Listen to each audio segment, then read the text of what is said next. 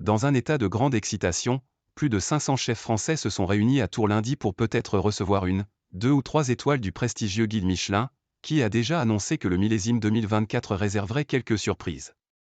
Au milieu d'une ambiance colonie de vacances, après un banquet au château de Chambord lundi soir, la plupart des chefs présents dans le centre de la France observent, par superstition ou crainte d'être déçus, un silence appuyé sur le sujet principal, les étoiles. Le guide à lui tout seul tient entre ses mains les règles du jeu, résume à l'AFP le chef étoilé du restaurant de Giverny, dans l'Eure, David Gallienne, Top Chef 2020, qui ne cracherait pas sur la deuxième. J'ai la boule au ventre, comme à chaque fois en février-mars, confie de son côté le chef sartois Jean-Sébastien Monet, également dans l'attente d'une deuxième étoile. Les rétrogradations ont, elles, déjà été annoncées, bien en amont du rassemblement, pour ne pas gâcher la fête. Pas de tempête médiatique cette année, à la marque Vera en 2019 ou Guy Savoie l'année dernière, mais la perte de sa troisième étoile pour la maison familiale Meilleur en Savoie. La cérémonie de dévoilement de l'édition 2024 aura lieu à 17h, 16h GMT, au Palais des Congrès de Tours. La direction du guide Michelin a annoncé à l'AFP que 62 établissements vont être promus, contre 44 en 2023, dont 52 restaurants remportant une première étoile, contre 39 en 2023.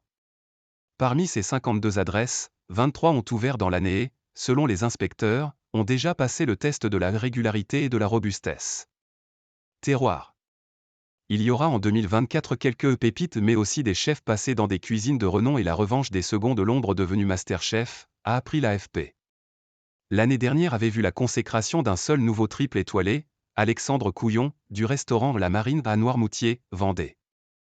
Je ressens beaucoup d'excitation depuis que j'ai reçu l'invitation du guide Michelin, mais je n'ai aucune certitude sur le nombre d'étoiles que j'aurai l'honneur de recevoir. Dans tous les cas, ça sera du positif, a confié à l'AFP le chef de la nouvelle table du Castellet, dans le Var, Fabien Ferré, 35 ans, dans la liste des pressentis pour une étoile. Des questions sont soulevées sur la sous-représentation des femmes, généralement rares en haute gastronomie, dans ce classement de tête. Enfin, malgré une année parisiano-centrée avec les Jeux olympiques et paralympiques, les nouvelles adresses en région ont particulièrement attiré l'attention des inspecteurs du guide, avec 40 communes et villages récompensés. Il y a une très nette mise en avant des terroirs, du tissu agricole local et du produit, relève M. Poulenec. Certaines régions devraient particulièrement briller dans cette carte étoilée de la France, d'autres peinant à luire. Créé en 1900 par les frères André et Édouard Michelin à destination des automobilistes, le guide rouge est aujourd'hui présent en Europe, en Asie, en Amérique du Nord et du Sud, et se décline dans 45 destinations.